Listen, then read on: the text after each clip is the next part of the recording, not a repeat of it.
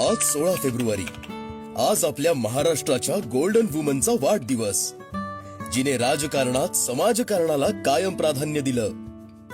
ह्या फक्त प्रतिनिधी नाहीत, तर त्या पलीकडे आज महाराष्ट्रातल्या प्रत्येक महिलेचा आवाज आहेत. समाजात घडणाऱ्या प्रत्येक प्रश्नांसाठी, समस्यांसाठी त्या अविरतपणे सामान्य जनतेसोबत कायम उभ्या आहेत, त्यांच्यासाठी लढत आहेत.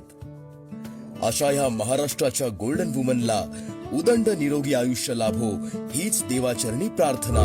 माझी गतायडी तू, माय डिअर सिस्टर यू,